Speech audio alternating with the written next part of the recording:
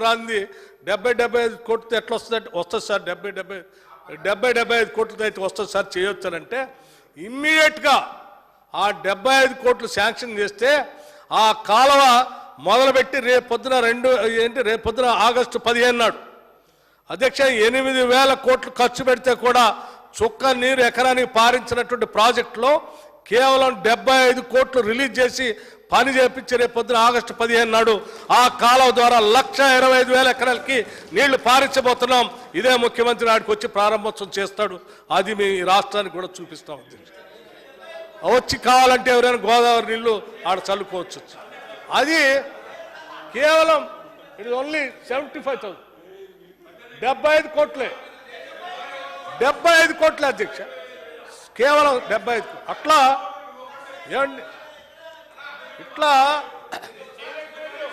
మీరు చేయలేకపోయారు కదా, కానీ మళ్ళీ చెప్తున్నా ఇప్పుడు మేము ఆ రాజీవ్ కెనాల్ ద్వారా కేవలం 75 కోట్లతో రాజీవ్ కెనాల్ ద్వారా కేవలం 75 కోట్లతో మేము ఈరోజు 1,20,000 ఎకరాలు నీళ్లు మార్చే కార్యక్రమం కేవలం 2-3 నెలల్లో పూర్తి చేస్తున్నాం. ఆ తర్వాత ఇందిరాసాగర్ రాజీవ్ సాగర్ కూడా పునరుద్ధరిస్తాం అధ్యక్ష. వీళ్ళు ఇందిరాసాగర్ని వదిలేయటం వలన అధ్యక్ష చాలా రాష్ట్ర ప్రజలందరికీ అర్థం కావాలి. ఇందిరాసాగర్ని వదిలేయటం వలన ఇందిరాసాగర్ పెట్టింది గోదావరి శబరి సంగమం దగ్గర అధ్యక్ష.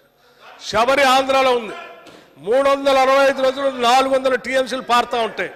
దాన్ని అలాగే కంటిన్యూ చేసుకొని ఉంటే గోదావరితో పాటు శబరి నది కూడా ఈరోజు తెలంగాణకి ఉండేది.